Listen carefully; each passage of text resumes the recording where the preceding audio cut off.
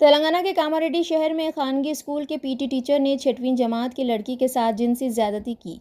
इस वाक़े की इत्तला पर लड़की के रिश्तेदारों और मुकामी अवाम ने स्कूल पहुंचकर काफ़ी हंगामाराई की, जिस पर पुलिस ने एहतजाजी मुजाहरा करने वालों पर लाठी चार्ज भी किया। ये वाक़या कामारेड्डी शहर के जीवन दान स्कूल में पेश आया, जहाँ पीटी टीचर नागराजू ने 6वीं क्लास में ज़ेर तालीम 11 साल मुस्लिम लड़की के साथ हफ्ते के रोज़ जिनसी ज्यादती की थी।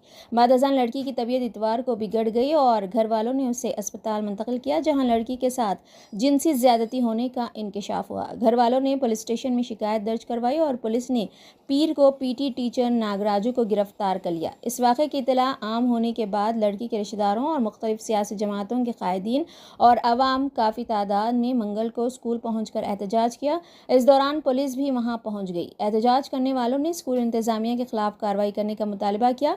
इस दौरान पथराव का वाक़या भी पेश आया और पुलिस ने लाठीचार्ज करते हुए हालात को काबू में लाया।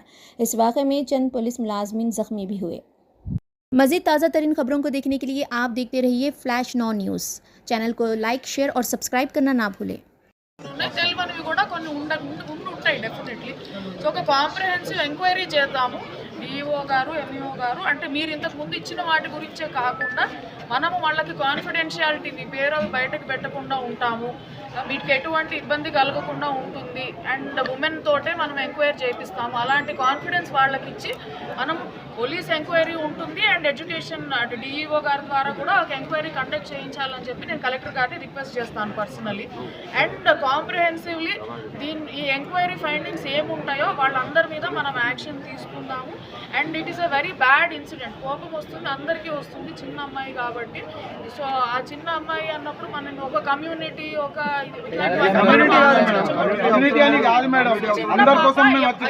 మళ్ళా రిపీట్ అన్నది కాకూడదు. ఈ స్కూల్లో అస్సలు కాకూడదు. ఈ స్కూల్లో ఇంకా ఎక్కడన్నా ఈ స్కూల్లో ఇంకా ఎవరికైనా అయ్యిందంటే కూడా మనం ఎంక్వైరీలో అవన్నీ బయటకు తీసుకుందాం. ఎందుకంటే వేరే కంప్లైంట్స్ కూడా చెప్తున్నారు స్కూల్ వాళ్ళ మీద. అన్ని కాంప్రహెన్సివ్గా ఎంక్వైరీ చేద్దాం, పోలీస్ ఎంక్వైరీ చేద్దాం. నేను కలెక్టర్ గారితో డిపార్ట్మెంట్ తరపు నుంచి కూడా ఎంక్వైరీ అయ్యేటట్లు చేపిస్తాను. ఒక విషయం మేడం, ప్రిన్సిపాల్ వైస్ ప్రిన్సిపాల్ మీద ఇప్పుడు మీరు ఖచ్చితంగా ఏదో ఖచ్చితంగా A2 మీద